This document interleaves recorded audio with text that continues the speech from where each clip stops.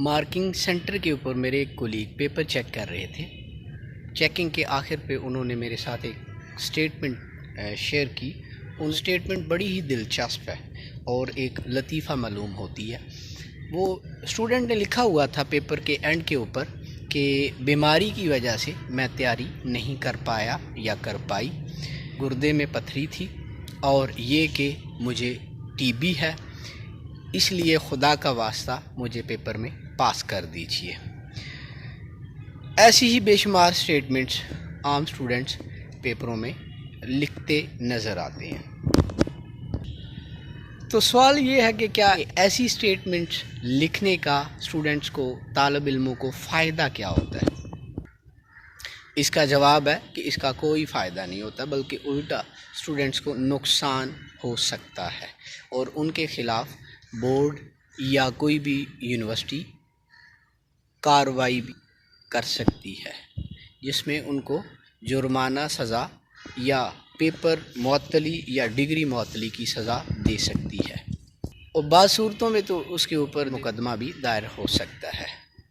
جب ایک اسٹوڈنٹ تیاری کر رہا ہوتا ہے، پڑھ رہا ہوتا ہے کسی تعلیمی ادارے میں، تو اس سے یہ توقع کی جاتی ہے کہ وہ ایمانداری سے اسکول کے اندر یا کالج کے اندر یا یونیورسٹیز کے اندر تعلیمی سرگرمیوں کے اندر دلچسپی ظاہر کرے اور اپنی تعلیمی تیاری کو حتمی شکل دے، کیونکہ اس کے سال کے آخر پر یا سیمسٹر کے آخر پر اس کے امتحانات لیے جاتے ہیں، اور امتحانات میں اس سے یہ توقع کی جاتی ہے کہ وہ اپنی بیسٹ کارکردگی کا مظاہرہ کرے۔ لیکن کچھ اسٹوڈنٹس اپنی ناقص کارکردگی کی وجہ سے، لاپرواہی کی وجہ سے تعلیم کی طرف دلچسپی شو نہیں کرتے، اور اس صورت میں جب وہ امتحانی سرگرمیوں میں حصہ لیتے ہیں تو وہ یہ توقع کر رہے ہوتے ہیں کہ اس طرح کی اسٹیٹمنٹیں لکھ کر وہ ایگزامینر کی فیور حاصل کر سکتے ہیں۔ وہ یہ بھی سوچ رہے ہوتے ہیں کہ نہ صرف اس سے ایگزامینر ہمیں فیور دے گا، ٹیچر ہمیں فیور دے گا یا دے گی، بلکہ وہ یہ تاثر بھی لے رہے ہوتے ہیں کہ ہمیں امتحانی نقطہ نظر سے ایکسٹرا فیور دیا جائے گا اور رعایتی نمبر بھی مل سکتے ہیں۔ تو یاد رکھیں کہ ایگزامینر جب پیپر چیک کر رہا ہوتا ہے، مارکنگ کر رہا ہوتا ہے تو اس کے ذہن میں صرف ایک ہی بات ہوتی ہے کہ اس نے میرٹ کی بنیاد پر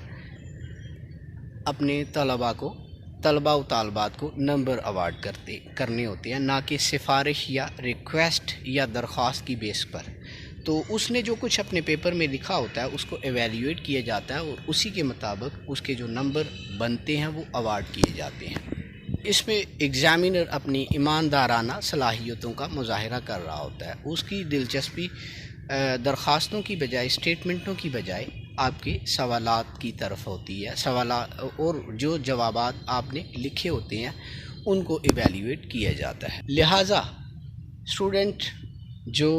مختلف امتحانی سرگرمیوں کے اندر کسی بھی لیول پر کمپیٹیٹیولی یا اسکول، کالجز اور یونیورسٹیز کے امتحانات کے اندر انوالو ہیں یا ہوں گے، ان سے یہ ضروری انفارمیشن شیئر کرنا چاہتا ہوں کہ آپ کبھی بھی اپنی